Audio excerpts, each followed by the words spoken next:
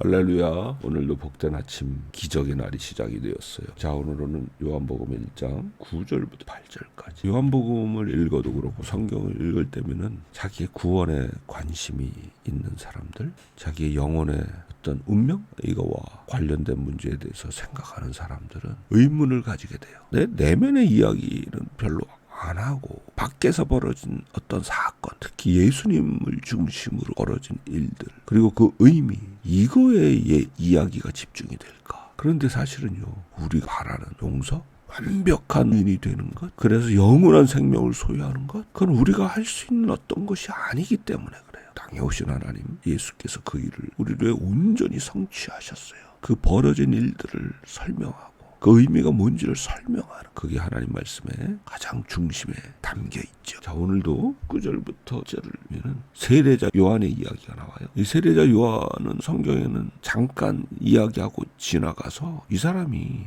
얼마나 엄청나고 위대한 사람인지, 또 그 당시 사회에서 얼마나 센세이셔널 그런 바람을 일으켰는지 그거를 쉽게 잊어버리게 되는데, 우리는 이제 잘 모르니까, 이사야서는 66장이나 되니까 난 이사야서를 쓴 이사야 선지자, 이 요한에 관한 이야기는 사복음서 다 통틀어봤자 그 분량이 뭐 얼마 안 돼요. 더군다나 세례 요한이 직접 한 말, 이건 몇 마디 기록이 안 돼 있어요. 그러니까 이 사람이 이사야보다 훨씬 열등한 선지자다, 그런 느낌을 가지는 경우가 많은데, 예수님이 뭐라고 하셨어요? 이 세례 요한은 여자가 낳은 자 중에 세례 요한보다 큰 자가 없다. 엄청난 이야기죠. 그렇잖아요. 그 다음에요, 이 세례 요한 와서 하는 일에 대해서 구약 성경에 예언이 있어요. 과거에 그 어떤 선지자도 이런 선지자가 나타날 거다라고 성경에 예언이 돼 있는 경우는 사실 없어요. 그런데 세례 요한에 대해서는 그런 예언이 되어 있어요. 그렇죠. 여기 이제 세례 요한이 직접 그 예언을 인용을 하죠. 그게 어디냐면은, 자, 23절에 보면은 그 예언을 인용해서 말하는데, 그게 이사야 40장 3절을 인용한 거예요. 거기 보면 이제 길을 평탄케 하라, 깨끗게 하라. 사막에서 우리 하나님의 대로를, 하이웨이를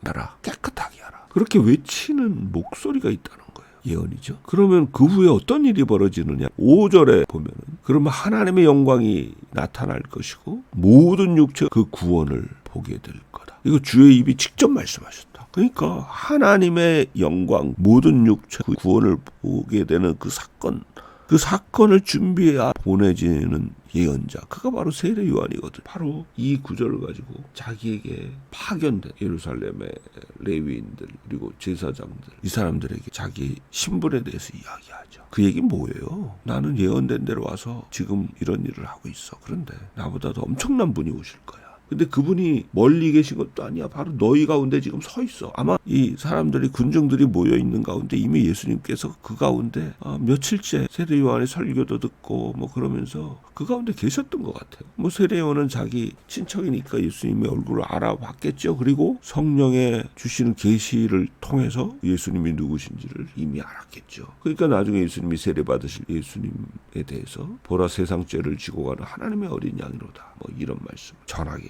되는 거죠. 이 세례 요한은요, 그 당시에 많은 사람들이 메시아를 간절히 기다렸어요.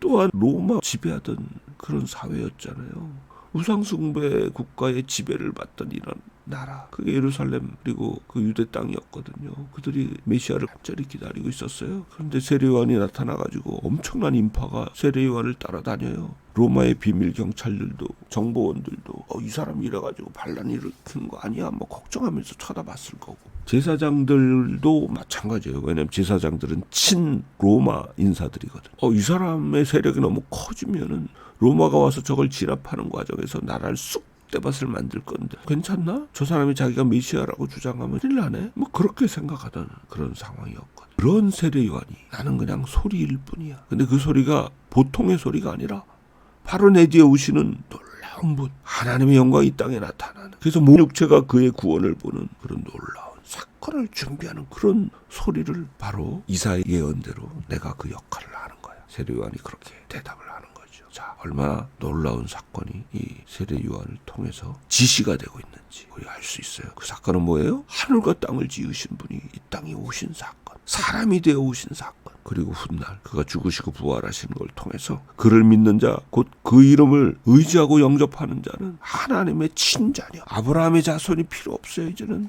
혈통이라는 게 필요 없어요. 하나님의 친자녀로서 그의 혈통을 잇는 자들이 나타나게 될 이런 사건을 세례 요한이 지금 바리새인들 앞에서 이야기를 하고 있었던 거예요. 이런 놀라운 일이 예수로 말미암아 벌어졌고 우리는 그 예수를 믿어서 놀라운 생명을 지금 가지고 있어요. 죽지 아니한 생명, 부활의 생명. 우리가 잘해서 얻은 게 아니에요. 하나님의 아들이 친히 이 땅에 오셔서 죽으시고 부활하셔서 이 생명이 우리에게 주어진 거예요. 이 놀라운 생명을 오늘도 풍성하게 누리는 그런 복된 하루 되기를 바랍니다. 할렐루야.